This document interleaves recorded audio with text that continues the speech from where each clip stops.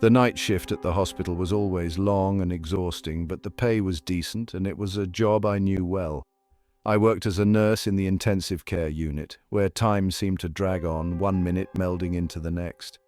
It wasn't uncommon for the shifts to blur, and at times I would struggle to keep my eyes open, only managing to keep going because of routine. But that night, something about that night felt different from the start. I remember it clearly.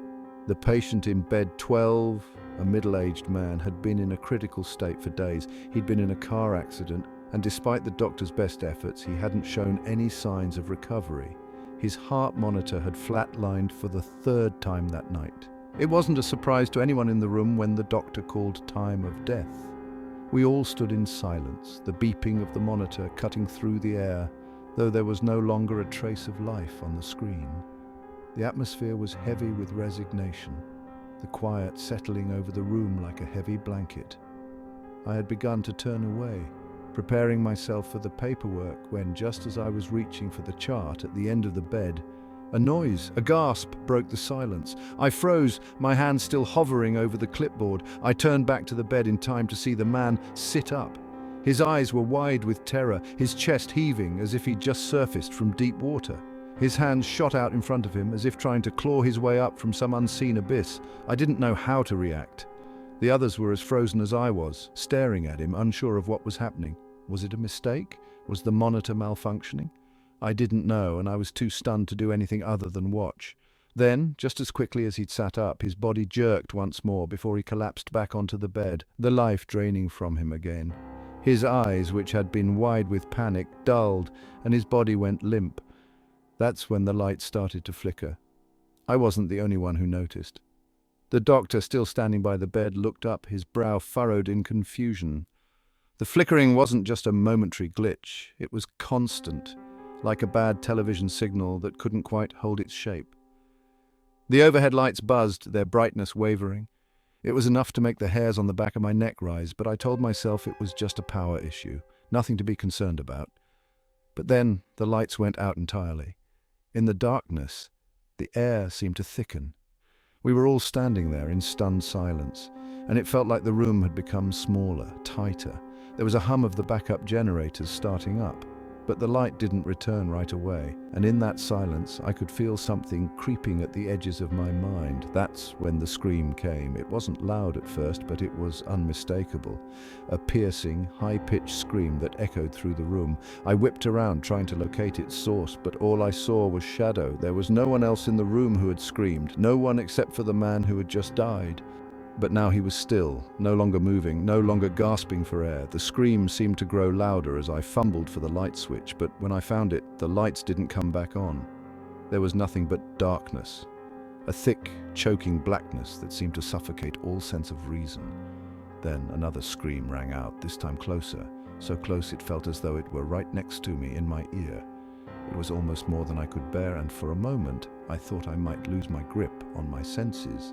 When the lights flickered back on, I turned to see one of my colleagues, John, standing where he had been moments before, but now he was gone. I stared in disbelief at the empty spot in the room where he had been. His presence had been so real, so tangible, only seconds before, and now it was as if he had vanished into thin air. I tried to call out, but my voice was swallowed by the stillness. The doors were locked, and no matter how hard I tugged, they wouldn't budge. The panic began to build in my chest, and I could feel it tightening around my throat. I tried the door again, pulling with all my strength, but nothing happened. It was as though the room itself was closing in on me, holding us captive in the dark. The lights flickered again, and I could hear the hum of the overhead lights as they flickered on and off. But they were dimmer now, like the electricity was slowly draining away, and then the room went dark once more, and the sounds came again. Not the screams this time, but whispers. Faint, indistinct whispers that seemed to swirl around the room. I tried to make out the words, but they were too soft, too faint, as if someone or something was trying to speak to me but couldn't quite manage it. And then the lights came back on, and there was John again, standing at the door as though nothing had happened, but his face, it was pale, drained of color, as if the life had been sucked out of him. He looked at me with wide, frantic eyes, but said nothing. The other nurses in the room were also looking at him, their faces blank as though they hadn't seen him disappear just moments before. I stepped back, my breath coming faster. I couldn't make sense of any of this. The lights flickered one more time, and in that moment I saw something, or thought I saw something, in the corner of the room. A shape, maybe, a shadow moving. I couldn't tell if it was just the trick of the light or if it was something real, something that had been here the whole time, just waiting. The door still wouldn't open. The whispers were still there, filling the room with their low, almost imperceptible murmurs.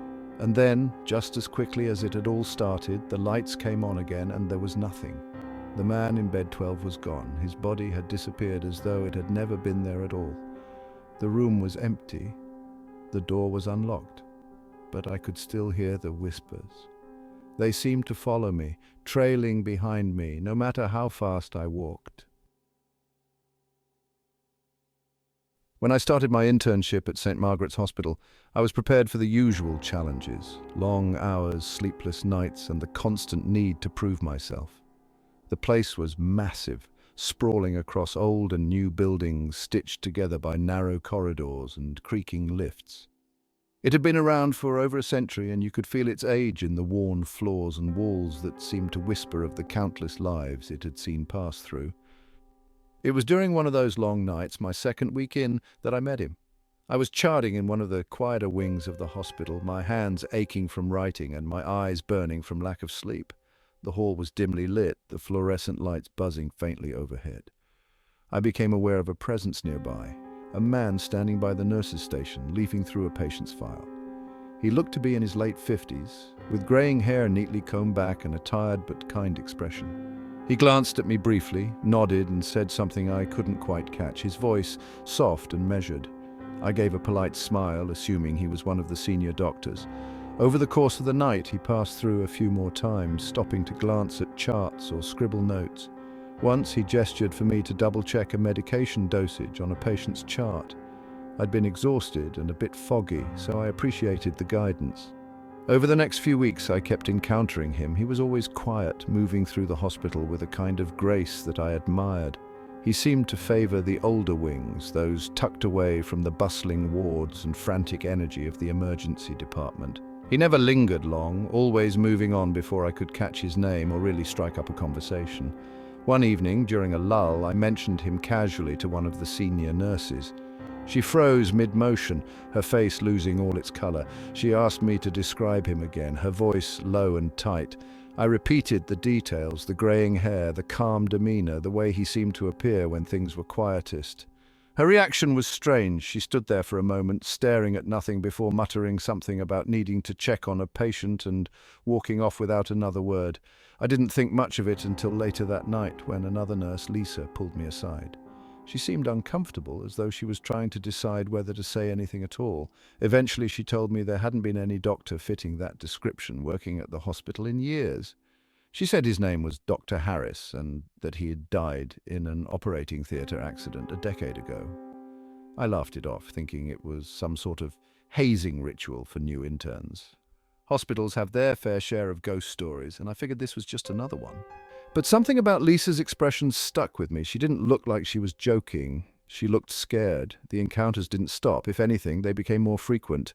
Dr. Harris, or whoever he was, seemed to appear when I was at my most exhausted, guiding me with subtle gestures or quiet words.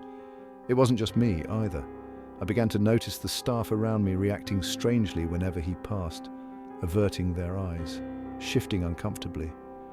I started feeling the tension in the air whenever he was around, like a cold draft brushing past me. One night I decided to do some digging.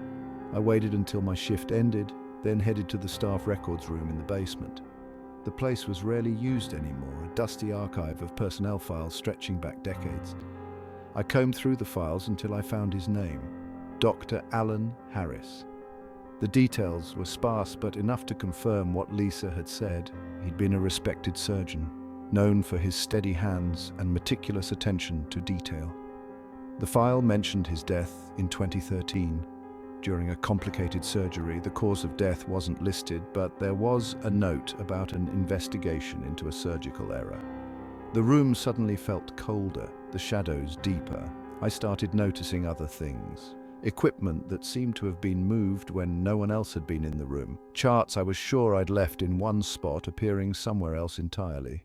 Once, during a particularly quiet shift, I found a scalpel on a tray that I hadn't prepared. The blade was pristine, gleaming under the fluorescent light. The last time I saw him was during a night shift in the old wing. I'd been asked to check on a patient there, one of the few still housed in that part of the hospital. The air felt wrong the moment I stepped into the corridor, the lights flickering as if struggling to stay on. He was there, standing at the far end, his back to me. I froze, my breath caught in my chest. He turned slowly, his face partially obscured by shadow. He didn't speak, didn't move towards me, but I felt something I hadn't before, a sense of being watched, not just by him, but by something else. I couldn't explain it, and I didn't want to try. The lights flickered again, and when they stabilized, he was gone. I backed out of the corridor, my heart hammering in my chest, and didn't stop until I was back in the brightly lit main ward. I haven't told anyone about that night. The hospital feels different now, as though it's holding on to secrets I'll never fully understand. I still catch glimpses of him sometimes, out of the corner of my eye, always in the older wings. And when I do, I can't shake the feeling that he's not just watching, but waiting. The hospital at night always had an atmosphere that could unsettle even the most seasoned staff. The long corridors, lit only by flickering fluorescence, seemed to stretch forever, and the silence was often interrupted by the hum of ancient machinery or the echo of footsteps far away. Most of us had gotten used to it, brushing off the odd sounds and shadows as the building's quirks. That was before the crying started. It was faint, almost like the wind slipping through a crack, but distinct enough to make you pause. The first time I heard it, I was doing my rounds. The sound drifted through the empty corridors coming from the north wing. That area had been closed for years, ever since the funding cuts meant half the hospital had been mothballed. No one was supposed to be in there, not staff, not patients, not anyone. Yet, there it was, a soft, muffled sobbing. I stopped mid-step, straining to pinpoint the direction. The sound wavered, rising and falling, but always coming from the same general area. I remember standing there for longer than I should have, holding my torch tighter than usual. Finally, I told myself it had to be something explainable, a trick of acoustics, maybe someone in one of the active wards, but as I walked away, it stayed with me. By the third night, I couldn't ignore it anymore. The sobbing came at regular intervals, always starting sometime after midnight. Other staff had noticed, too. There were murmurs in the break room about someone sneaking into the abandoned wing, or about it being echoes from some far-off part of the building. One of the nurses swore it was just pipes. I wasn't so sure. That's how I found myself standing outside the locked doors to the north wing at 2 a.m., my torch casting long shadows on the peeling paint. I had the keys, of course, though I couldn't remember the last time anyone had used them. The doors groaned as they swung open, revealing a corridor that looked like it hadn't seen daylight in decades. Dust coated every surface, and the air had a strange, stale quality to it, as though it hadn't been disturbed in years. The sobbing started again. This time it was clearer, cutting through the silence like a blade. It sounded close, too close for comfort. I followed the sound, my footsteps crunching on debris scattered across the floor.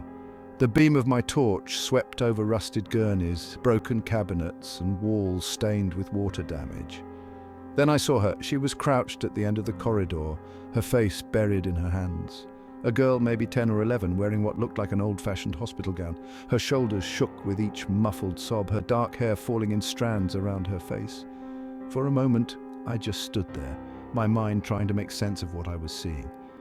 I took a step forward, but before I could get close, she bolted. Her bare feet made no sound as she disappeared around the corner. I hesitated, my instincts warring between following and retreating. In the end, curiosity won out. The corridor twisted and turned, leading deeper into the abandoned wing.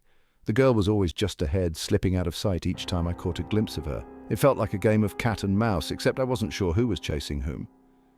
Eventually, I ended up in a room at the far end of the wing. It was small, with a single rusted bed frame pushed against the wall and a pile of old patient files stacked haphazardly in the corner. The air was colder here, sharp enough to make me shiver. I glanced around, half expecting to see the girl hiding in the shadows, but the room was empty. My torchlight fell on the patient files. They were coated in a layer of dust so thick I had to brush it away with my sleeve. The papers were yellowed and brittle, but still legible. As I flipped through them, a strange pattern began to emerge. Each file belonged to a patient who had been admitted to the hospital decades ago. They were all young, children mostly, and all their cases ended the same way. Died under unexplained circumstances, the notes read. There were no details, just the same terse phrase repeated over and over. Then I found her file. The photo attached to the top of the page was faded, but there was no mistaking it. It was the girl I had seen in the corridor. Her name was Emily Harper, admitted in 1963. Cause of death, unexplained. My hands were trembling as I read the details, the torch shaking enough to make the shadows on the walls dance. That was when the sobbing started again, this time directly behind me. I spun around, the torch beam slicing through the darkness. The room was empty. The sound grew louder, surrounding me, filling the space until it was all I could hear. I stumbled backwards, dropping the file as my pulse thundered in my ears. The torch flickered, and for a brief moment I thought I saw her reflection in the cracked glass of the window, a pale face streaked with tears staring back at me. I don't remember how I got out of that wing. The next thing I knew, I was standing in the brightly lit corridor near the active wards, gasping for breath. I tried telling myself it wasn't real, that it was just exhaustion playing tricks on me, but the image of her face stayed burned into my mind. I didn't go back to the North Wing after that. I made excuses to stay away, took shifts during the day whenever I could, but the crying hasn't stopped. Every night it drifts through the corridors, faint and relentless. A few weeks later, I overheard one of the new guards mention hearing footsteps in the abandoned wing. He laughed it off, but there was a nervous edge to his voice. Last night I found Emily's file back on my desk, the edges smudged with fingerprints that weren't mine. I was sitting at my desk in the dispatch center, nursing a lukewarm cup of tea and waiting for the shift to pass. It was the sort of day that felt endless, punctuated only by the crackle of radios and the occasional emergency call. The first call came through around 3:15 p.m. It was faint, barely audible over the static. The voice, male, was trembling and hoarse, words breaking apart as if they were being dragged through water. I leaned closer to my headset, adjusting the volume, trying to make sense of what I was hearing. "This is Unit 72. Can anyone hear me? I need help. Unit 72. I froze. My hand hovered over the keyboard, unsure what to do. That call sign hadn't been used in years, not since the accident. I felt my pulse quicken as memories surfaced. Unit 72 had been an old ambulance, one of the workhorses of the fleet. It had been in service for over a decade before the crash, a collision on the bypass that left both the driver and paramedic dead. I hadn't been working that night, but everyone knew the story. The ambulance had been totaled, stripped for parts, and decommissioned. But here it was, crackling over the airwaves. I cleared my throat, trying to shake the unease settling in my chest.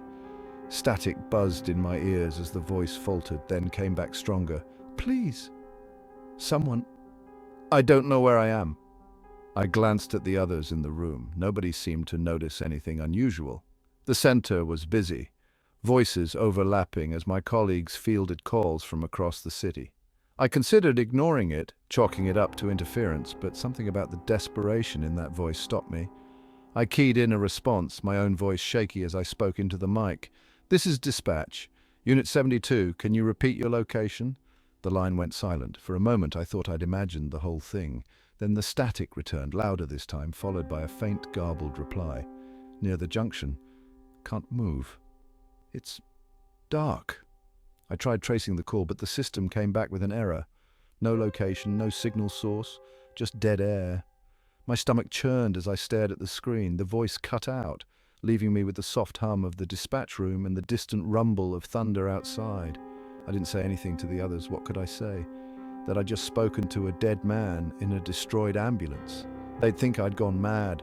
The calls didn't stop. Over the next few weeks, Unit 72 kept coming through, always faint, always filled with static.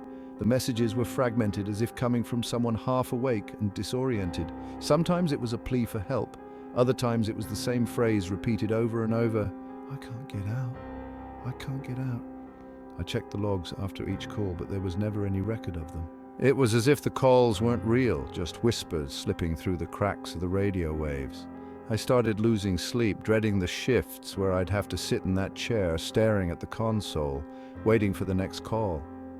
One night I stayed late after my shift, determined to figure out what was happening. I combed through the system, digging into old records, cross-referencing frequencies, anything to make sense of it. That was when I found the recordings. Buried deep in the archives were audio files from Unit 72. They were old, predating the accident, just routine check-ins from when the ambulance had been in service. But as I listened, a chill ran through me. The voice on the tapes was the same one I'd been hearing over the radio. Same cadence, same slight rasp at the edges of his words. It was the driver, Matthew Price. Price had died instantly in the crash. That much I knew. His partner, Leah Carter, had survived for a few agonizing minutes before succumbing to her injuries. I could still remember the stories people told about the scene, how the paramedics who arrived to help had found Price's body trapped in the driver's seat, his face twisted in a final scream. The calls kept coming. One night I asked him directly, though I don't know what compelled me to do it. "Unit 72, what's your location?" There was a long pause, the static stretching out until it felt unbearable. Then faintly, "By the bypass, we can't leave." I stared at the map in front of me, my hands clammy. The bypass had been rebuilt years ago. The crash site didn't exist anymore, buried under new tarmac and steel barriers. And yet the calls continued. I started avoiding the night shifts, swapping with colleagues whenever I could. But the calls found me, even on the day shifts, the faint crackle bleeding through the background noise of the center. I couldn't escape them. Last night I made a mistake. I told a colleague about the calls. She laughed at first, but when she saw my face, her smile faded. She promised to listen for them during her shift. I don't know if she believed me. This morning she didn't show up for work. They said she called in sick, but no one's been able to reach her. Now I'm sitting here again, the headset pressing against my ears, the console glowing faintly in the dim light. The rain is hammering against the windows and the room feels colder than usual. The static just came through again. And for the first time, I think I can hear something in the background. It's faint, but it sounds like metal scraping against metal. It began with a phone call. A routine misunderstanding, I thought at the time. A mix-up with my GP's office over some blood test results. They'd sent my file to the wrong department at the local hospital. Nothing to worry about, they said. Just come down and sort it out. I drove to the hospital on a damp Thursday afternoon, the kind of day where the drizzle never quite turns to proper rain. Inside, the air smelled of antiseptic and faintly of stale coffee. I queued at reception, handed over my ID, and explained the situation. The receptionist, a young woman with tired eyes, tapped at her keyboard and frowned. Her frown deepened as she clicked through screen after screen. Then she picked up a phone, speaking in hushed tones to someone on the other end. She told me to wait. I sat in a hard plastic chair under the flickering strip lights, clutching my coat against the chill that seemed to seep up through the tiles. It was an hour before two men in white uniforms appeared. One of them called my name and I stood up. Something about their expressions made me uneasy, but I followed them down a long corridor without question. The walls were bare, painted a dull shade of beige that seemed designed to sap any sense of comfort. We passed a set of double doors that required a security code to open. I didn't realize until too late that they locked automatically behind us. They led me into a small room with a metal bed, a bolted-down chair, and no windows. A nurse entered, holding a clipboard, her voice calm but firm as she asked me to remove my belt and shoes. I protested, confusion giving way to panic, but they wouldn't listen. She jotted something down on the clipboard, exchanged a glance with the two men, and stepped out. I demanded answers, but no one seemed interested in what I had to say. My protests were met with bland smiles and soothing tones that only fueled my frustration. One of the men muttered something about standard observation protocol. Another mentioned a referral from my GP. My stomach twisted as it dawned on me. This wasn't a mistake that would be resolved with a quick phone call. They thought I belonged here. I spent that night on the metal bed staring at the ceiling. The overhead light buzzed faintly, a sound that grew louder the longer I listened. There was no clock, no way to tell how much time had passed. I drifted in and out of a restless half-sleep, jerking awake at the faint noises from the corridor outside. A distant shuffle of footsteps, the echo of something metallic clanging against a wall. The days blurred together. Each morning a nurse brought a tray with bland food and a cup of water. Each afternoon a doctor visited, always asking the same questions. Did I feel confused, anxious? Did I hear voices? I told them the truth. I wasn't supposed to be there. There'd been a mistake. They nodded and scribbled notes, their expressions carefully neutral. I started to lose track of time. The overhead light never dimmed, and the narrow slot in the door where the tray came through gave no clue as to whether it was day or night. My reflections grew foggy, fragmented, as if pieces of me were slipping away each time I tried to gather my thoughts. I clung to the memory of how it had started, a paperwork mix-up, but it felt like clutching at smoke. Occasionally, they let me out into the common area. It was a wide room with plastic chairs arranged in a circle and a television mounted high on the wall, playing old reruns on mute. The other patients sat slumped in their seats, eyes glazed or darting nervously at nothing in particular. I tried speaking to one or two of them, but the responses were disjointed, nonsensical. Eventually, I stopped trying. They started giving me pills, small white tablets that tasted bitter as they dissolved on my tongue. I tried spitting them out when no one was looking, but they caught me once, and from then on they watched until I swallowed. The pills left me foggy, sluggish, unable to hold on to my thoughts. It became harder to form words, to remember why I was fighting in the first place. One day, during my meeting with the doctor, I found myself agreeing when he suggested I might be delusional. The words slipped out before I could stop them, and the look he gave me, a small, satisfied smile, sent a shiver down my spine. That was the turning point. From then on, I started doubting myself. What if I was supposed to be here? What if the life I thought I'd lived outside these walls was just a fabrication? The idea gnawed at me, creeping in at the edges of my mind like damp, spreading through wallpaper. I tried to resist it, but the more I fought, the more it took root. The nurses' soft voices and the doctor's calm reassurances began to feel comforting in a way I couldn't explain. Eventually, I stopped asking to leave. I followed the routines they set for me, took the pills without protest, and answered their questions with the responses I knew they wanted to hear. The memories of my life outside the hospital faded into something hazy, distant, like a half-remembered dream. Last night, during one of the rare stretches of silence in the ward, I heard faint laughter echoing from somewhere deep within the building. It was soft, distant, but it sent a chill through me. I sat on the edge of my bed, staring at the door, waiting for something to happen. Nothing did. This morning they moved me to a different room. It's smaller, the walls closer, the light dimmer. There's a mirror on one wall, though I don't remember asking for it. When I look into it, the face staring back at me is unfamiliar. Night shifts at St. Mary's were a grind. I'd been doing them for years, but they never got easier. The hours stretched on endlessly, punctuated only by the hum of machines, the occasional muted shout, and the cold fluorescent lights that made everyone look sicklier than they already were. Room 309 wasn't different at first, just another bed, another patient, another chart in a never-ending stack. But it didn't take long for me to notice the pattern. Patients assigned to that room never lasted long. Not everyone comes into a hospital to leave healthy, of course. Death is a part of the job. But 309 was different. The deaths weren't dramatic or violent, no alarm screeching or frantic resuscitation efforts. They just happened. Quiet, almost unnoticed. It started gnawing at me after the third or fourth one. A man in his 60s recovering from routine surgery, a young woman with a broken leg who should have been discharged in days. An older lady admitted for observation after a fainting spell. None of them had any conditions that should have been fatal, yet they all passed away in their sleep. I mentioned it casually to one of the other nurses during handover, expecting a laugh or a wave of the hand. Instead, she gave me a look and muttered something about bad luck before hurrying off.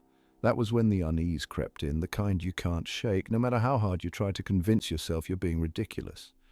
One night, about 3 weeks into this realization, I found myself assigned to 309 again. The patient was a man named Peter Doyle, 54, admitted for chest pains. The tests were clear, nothing serious. He'd been scheduled for discharge the next morning, routine stuff. Still, when the clock ticked past midnight, I couldn't stop glancing at the monitor by his bed. I stayed in the room longer than usual, adjusting his IV, fluffing the pillow, trying to convince myself everything was fine. He was asleep, his breathing steady, the numbers on the screen unremarkable. When I finally left, I turned back at the door, half expecting something to feel off, but everything looked normal. The rest of the night passed uneventfully until it didn't. It was 3:47 a.m. when the call light blinked red on the nurse's station panel, room 309.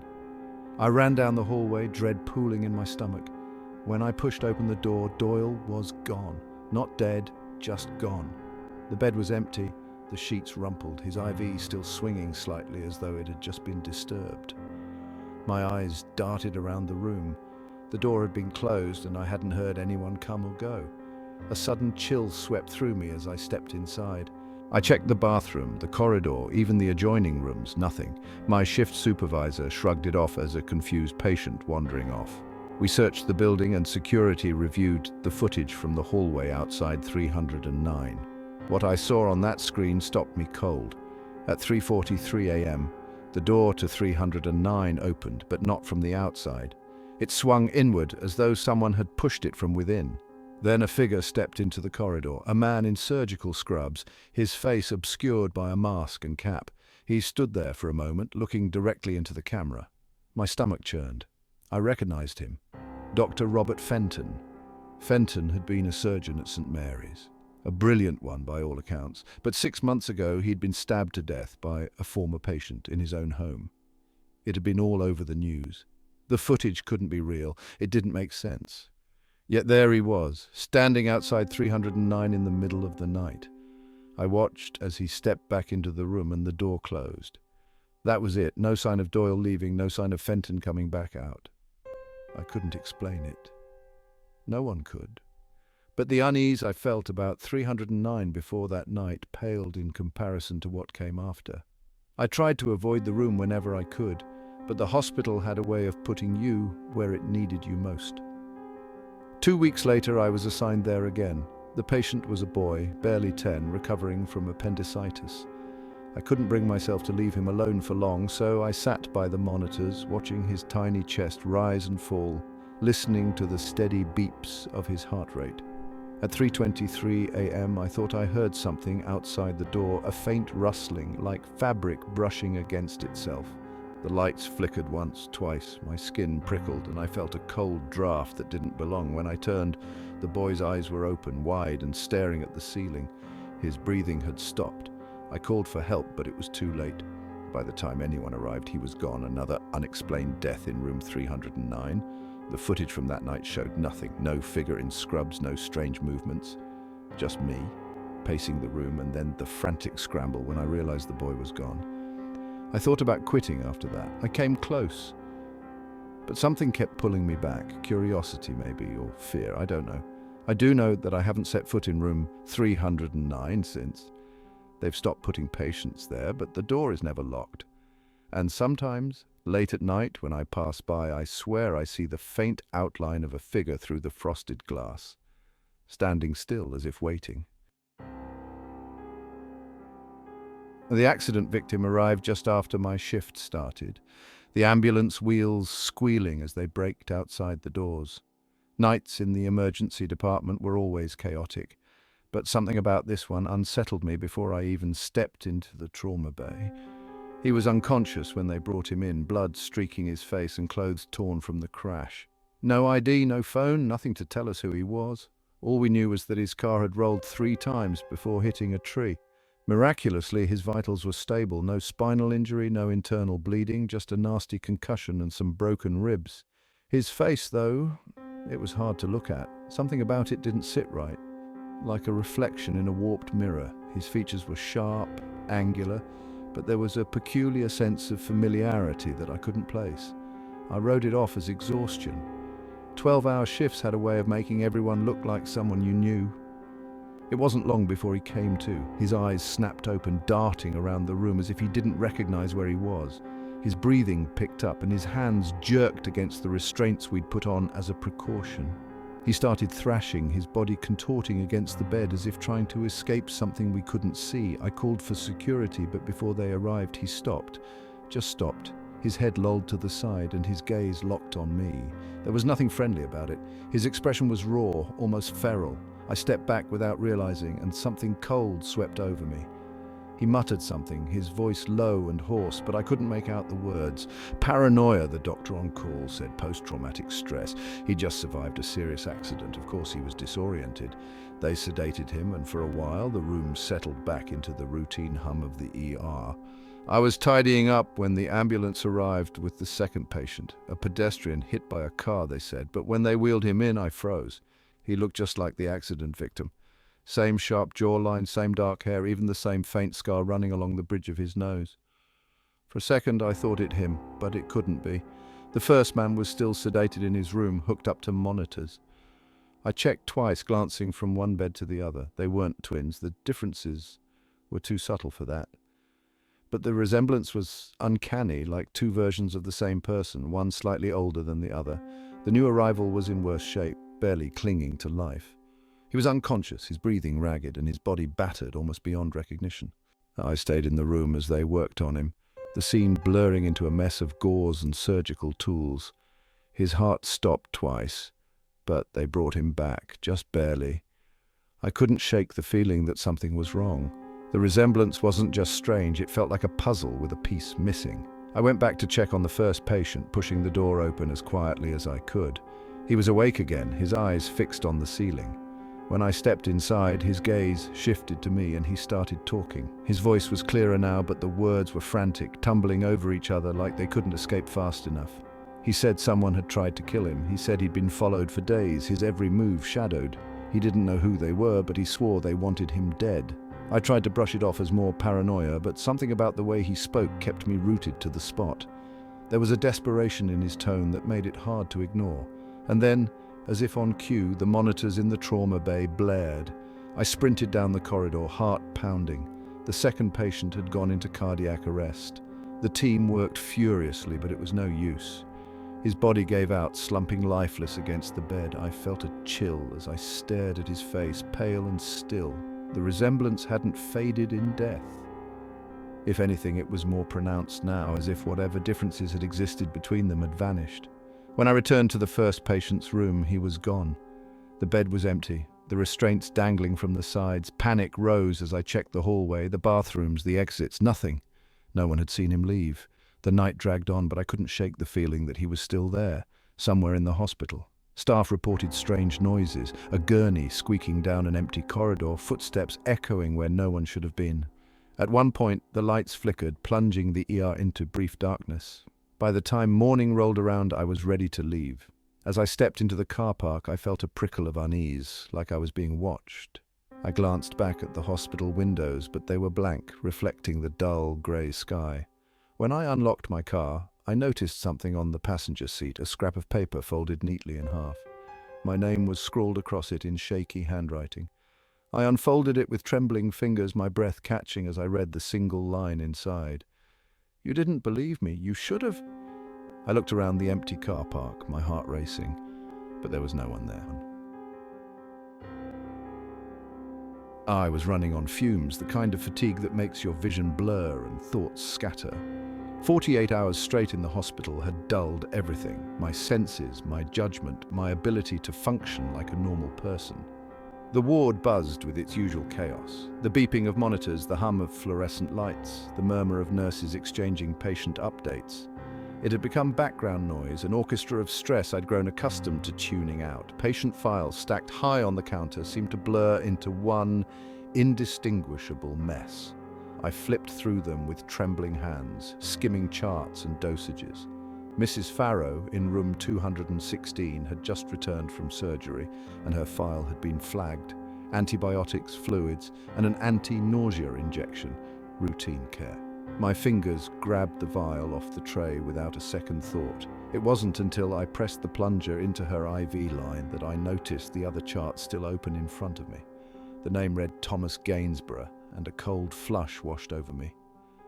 I glanced down at the empty vial in my hand, a powerful sedative meant for him. I looked at Mrs. Farrow, lying peacefully in her bed, the machines monitoring her vital signs like silent witnesses to my mistake. My chest tightened as I tried to calculate my options. Call it in, report my error and hope for understanding, or fix it myself and pray no one noticed. It didn't take long for the monitors to start sounding their alarms. Her breathing slowed first, shallow movements barely visible under the hospital gown. I grabbed the oxygen mask, fumbling with the straps, and dialed up the flow. The rise and fall of her chest didn't improve. My pulse hammered in my ears as I reached for the crash cart, yanking open drawers and pulling out syringes, my mind racing to remember every protocol I'd ever studied. What did I know about reversing this? Adrenaline, maybe? I prepped the injection, my hands slick with sweat, and plunged the needle into her arm. The machines quieted briefly. Her heart rate stabilized for a moment before dipping again, slower this time, irregular. The air in the room seemed colder, or perhaps that was just my body reacting to the realization that I was losing her. A glance at the clock told me it had only been 15 minutes since the injection, but it felt like hours. I heard footsteps outside the door. Panic flared, and I wiped my hands on my scrubs, trying to look composed. A nurse popped her head in, a polite inquiry about whether I needed help. I waved her off, muttering something about adjusting her medications. She hesitated but left. I knew then that I was on borrowed time. If I couldn't stabilize Mrs. Farrow soon, someone else would walk in and piece together what I'd done.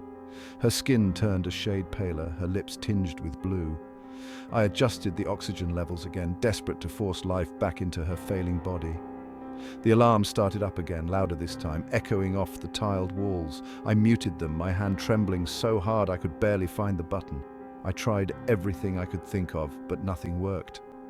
Then her body twitched, just once, and fell still. Her eyes opened wide, staring blankly at the ceiling. A deep sense of dread settled in the pit of my stomach. I backed away, half expecting her to sit up to accuse me of my incompetence, but she didn't move. The machines displayed a flat line now, silent and damning. I don't know why I did what I did next. I reached for the chart, erased the entry I'd made earlier, and logged a cardiac arrest. A natural complication, I told myself, convincing no one but the voice in my head. I left the room quietly, passing the responsibility of calling the time of death to the night nurse. The rest of my shift passed in a haze, but something about room 216 stayed with me. When I walked by, the light inside seemed dimmer than the rest of the ward. Nurses whispered to each other as they passed, and more than once I caught them glancing toward the room like they too felt something off about it. By the time my shift ended, I was ready to collapse. I stepped out of the hospital into the early morning fog, the sun barely cutting through the grey. My car was parked at the far end of the lot, and the walk felt longer than usual. I reached into my pocket for the keys, and that's when I felt it. A piece of paper that hadn't been there before. I pulled it out, a folded scrap with a single line scrawled across it in shaky handwriting. "You didn't fix it." I looked around, but the lot was empty, just rows of cars, their windows catching the dim light. I crumpled the note and shoved it into my pocket. But as I got into my car, I realized my hands were trembling again.